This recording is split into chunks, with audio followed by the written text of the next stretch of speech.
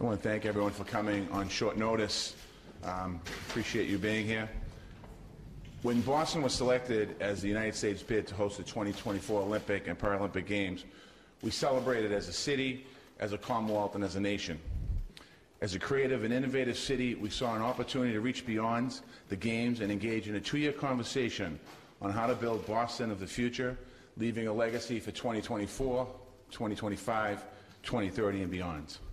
However, even though we're only a few months into the Olympic process, I'm being asked to commit to signing the guarantee, the host city contract, language of which has not been released until September, which will not be released until September.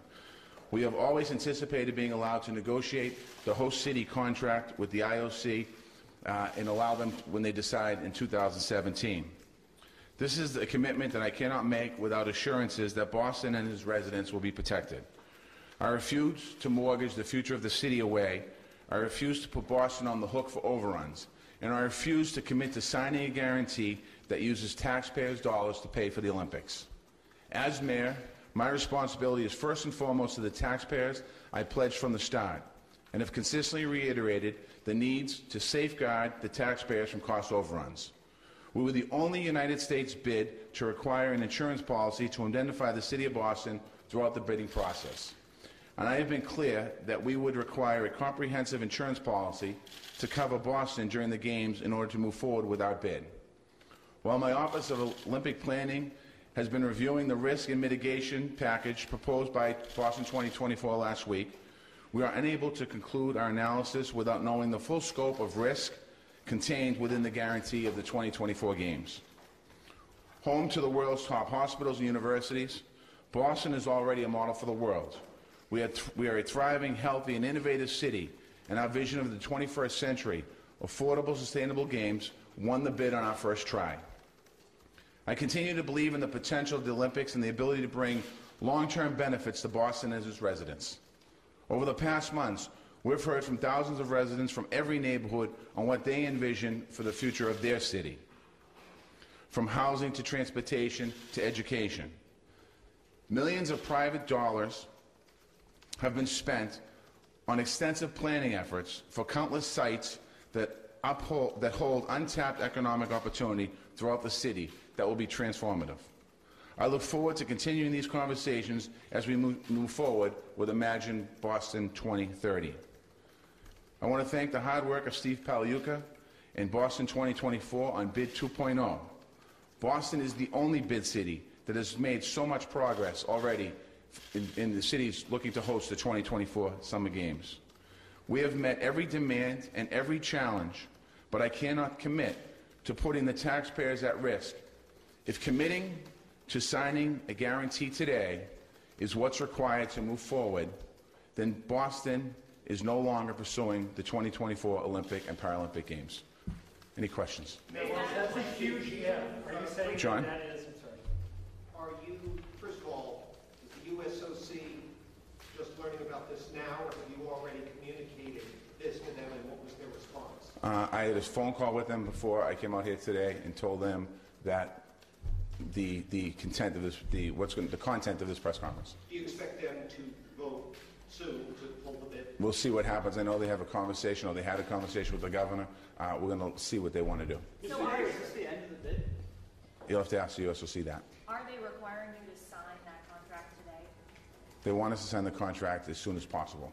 And in good faith, we can't sign the contract. We've been working with our Office of Olympic Planning to come up with some language on insurance. We're also looking what was done in other cities as far as capping the liability. And we don't have to put a document in until September of this year. And then the IOC actually doesn't require, the actual requirement isn't required until the IOC chooses a host city in 2017. But we keep hearing, and I've read through different paper reports, that they want the guarantee signed, and in good faith, I can't sign the guarantee. Do you expect that this, Mayor Walsh, if in fact your refusal to sign that guarantee means that Boston's Olympic bid is done, will you regret your supporting that bid up until this point? No, I will not regret it at all, because we've had an incredible opportunity. Just by where we are today, why that circle 99% of Bostonians, except for maybe the folks that work in White Hat Circle, didn't know what White Hat Circle was. And there's a potential there now, regardless of what happens with the Olympics, that we could develop White Hat Circle into hundreds of millions of dollars in tax revenue and build out another part of our city. Harbor Point, Columbia Point, where we potentially could build 6,000 units of housing to fall in line with our housing plan and give people opportunities. Harambe Park, which we spoke about, redesigning Harambe Park with Sportsman's Tennis Club and really enlivening that park. These are areas, these are regrets I will not have as far as the conversation we've had. Mayor, how important was it to you to hear from, or is it to hear from the Brattle Group? That seems to be Charlie Baker's wall there. And wasn't there an opportunity to convince the USOC that you're waiting to hear on this very important? Yeah, I'm not as concerned about the Brattle Group. I know I spoke to the governor today to talk to him about the press conference. The Brattle Group, I was in the first meeting with the governor, the Senate President, and the Speaker with the idea of a third party looking at the Olympic plan came out, and the Brattle Group was the group that came out with that. The Brattle Group was put on the payroll, or not on the payroll. The Brattle Group was hired prior to Bid 2.0 coming out. So I think that they're still doing analysis. Certainly would want to see what the Brattle Group would say. But again, it comes back to taxpayers of Boston and signing a host city agreement that forces me to sign the agreement without getting a chance to put proper protections there for the taxpayers. So if you could have another month, you might be there and willing to. If we had another month, we possibly could, but the rumors I keep hearing by reading the papers of some of the USOC board members coming out in their statements, they concern me.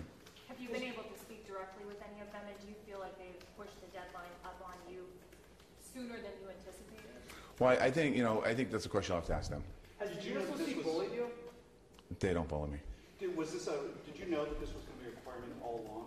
No, we knew that there was going to be a host city agreement that had to be signed. There's no question about it, with protections in there, but we were looking at how do we create something that we can sign that guarantees and protects the taxpayers of Boston.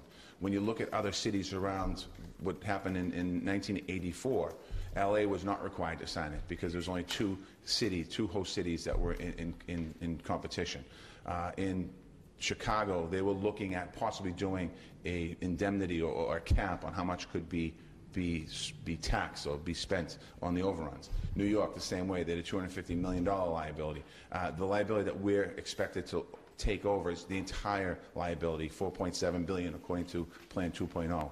And it's something that we're very serious with them, talking that we were going to come up with a way of covering that, just like we did with the first agreement we signed, with the $25 million fee if a city was to pull out of a bid or if the USC pulled out. There's a $25 million requirement there. We got insurance to cover that $25 million. Mayor, do you expect to hear at some point today whether or not the USOC will be sticking with Boston in September? Well, according to what I read in the paper today, I guess so. Mayor, you've been saying for some time that you wouldn't put the city on the hook for cost overruns.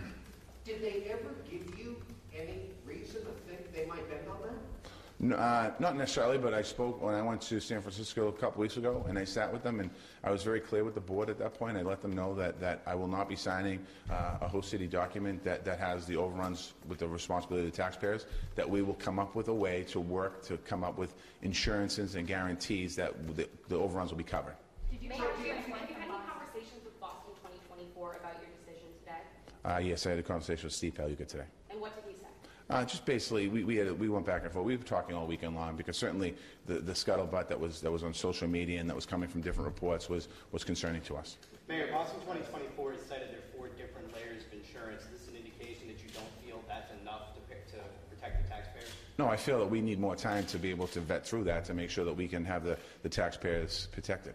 Is there anything the USOC can do to salvage the Olympics? Again, I think that's a question they're going to have to decide today amongst themselves and have a conversation.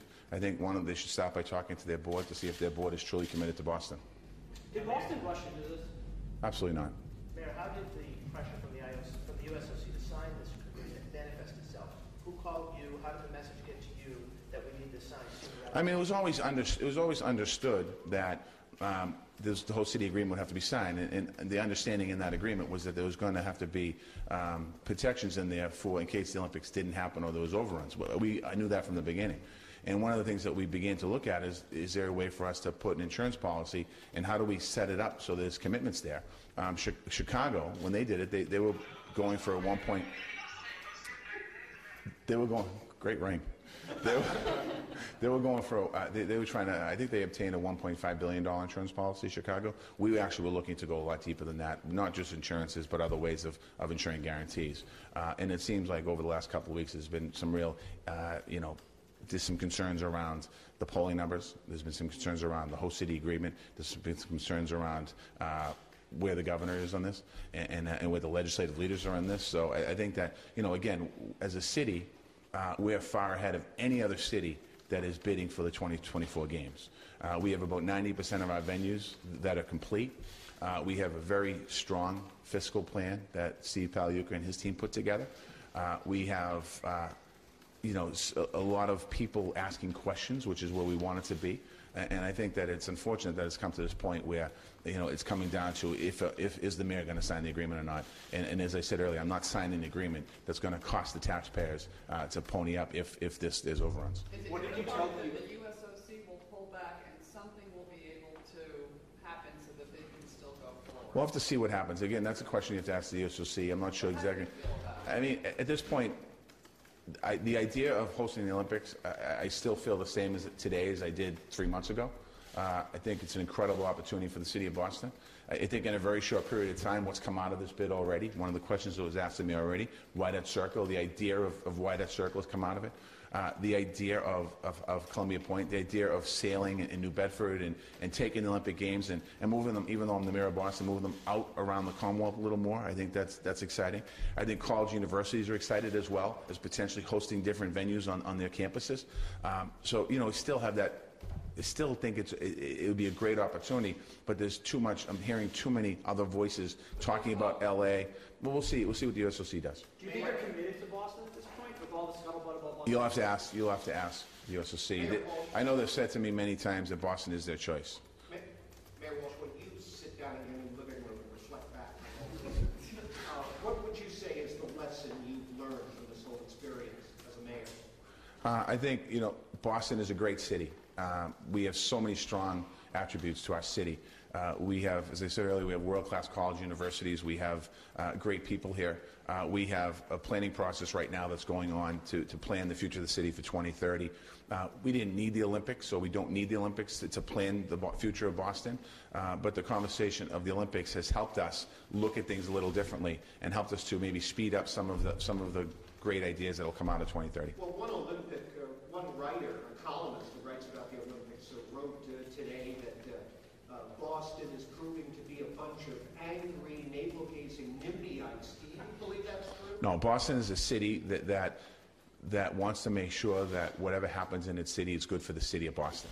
And Boston's always been that way. And when you look at the city of Boston where we are today, we're the safest urban city in America.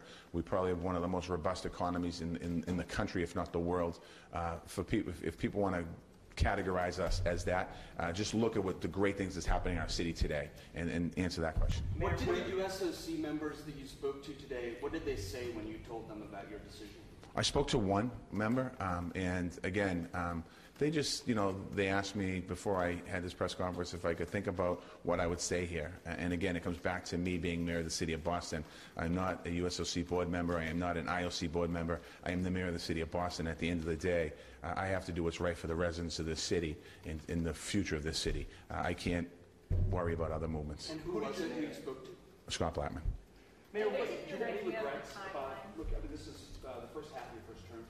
Obviously, this attracted a lot of attention. Any regrets about how much of the focus of the administration was? No, not at all. No regrets at all. I don't really regret many things because you get an opportunity to sit back, and regardless how this turns out at the end of the day. I mean, it's something that you take, you learn from, you take the positives out of it, and you try and fix the negatives out of it. Mayor, what part of this? No, not at all. No, I think the opposition for the most part are about 10 people on Twitter and a couple of people out there who are constantly beating the drum beat. This is about the taxpayers of Boston and what I have to do as mayor. Mayor, let me ask you about that statement, because the opposition would seem to me to be the huge number of people who in polls repeatedly said that they weren't keen on the idea of the Olympics coming here. Why do you mention this, small? I don't view. It was much broader. When Andrew asked me the question about the opposition, I don't view the 50% that aren't for the Olympics today. I view the 10 people that are doing hundreds of thousands of tweets on Twitter. Why is that? I don't know. You have to ask them. I don't know. Why would you consider the 50% of people? Because I still think, as you go out and talk about this Olympic potential, there's still some interest out there. Some people still are opposed to the Olympics, but there's been a little movement in the last couple of days, and I still think that the opposition of the Olympics in the polls, I don't think it's strong opposition. I think it's concerned opposition. I think one of the main concerns is taxpayers' dollars going into the Olympics, and that's what we're addressing here today. So essentially, is this the end of Boston's bid, or are you just putting the ball in the USOC's court to give you more time? Well, we're going to see what happens, see how the USOC responds today. Mayor, have you given any thought to the USOC perhaps putting this pressure on you to make this decision so quickly? Because they're looking for a cover reason to move away from Boston. That's something you have to speculate and write if you want. And would there be any circumstances under which you would sign a taxpayer guarantee for the Olympics? No, with taxpayers' money going into the bid? Absolutely not. With taxpayers' money being liable? Absolutely never. And that's something that we've been working on, and Sarah, to my right, your left, has been working on in trying to come up with some language and some insurance guarantees on how we do that. And I think that's, we need the time. Again, I'll just tell you the timeline quickly. September 2015, our bid city agreement, host city agreement, is due. The IOC, International Olympic Committee, chooses a city to host the 2024 games in September of 2017. When they do that, there's a document that a host city will have to sign, which will guarantee any cost overruns in 2017. So when you think about, we have time here to really work on a plan on how we deal with cost overruns, and that is not being allowed. We're not getting sufficient time to do that. Can you really say the opposition is just 10 people on Twitter? No, it could be more than that. I mean, it's doing so terribly in the polls. Yeah, again, people are out there. The debate the other day, you saw the debate. They really, Steve talked about the positives of the game, and there was really a lot of hearsay coming back. Again, I'm not going to get into an argument, a discussion here about the opponents, but the first question that was asked, I think Andrew might have asked it, about the opposition. It's who's on Twitter, who's on social media, ginning this up. I think when we have a chance to go out and talk to people who don't have an opinion or haven't made their mind up or might be even opposed to the Olympics, when you have a chance to actually explain what the Olympic movement is and what the benefits to the city are, people start to say, I didn't think of that. I think, when you talk about that, the other night in the debate, when you talked about the legacy factor of Wyatt Circle and taking an area that right now is earning $800,000 a year in taxes, potentially earning up as high as $150 million in taxes, that's something that wasn't thought of before this conversation. When you think about the MBTA and actually having a deadline on when we could have the MBTA up and running, I know there's some other challenges with the MBTA, but there's an opportunity here to kind of have a deadline. I think deadlines oftentimes will speed up progress, and deadlines can be good. Have you talked to the governor, and are you on the same page? Yes, we are. I've talked to the governor. I've talked to him. I talk to the governor every couple of days, and governor's interests are making sure the residents of the Commonwealth of Massachusetts that their interests are at hand, and my interest is the residents of the city of Boston, and I support him on what he's done with the Brattle Group and the report and his process in taking time to process this. This is a big decision, and I think he needs to have the time to process it, and I think he supports my position on where I am today. Mayor, if I recall correctly, in the documents that you did sign, there was a large potential fine if you or the city did anything to damage the process, to hurt the bid.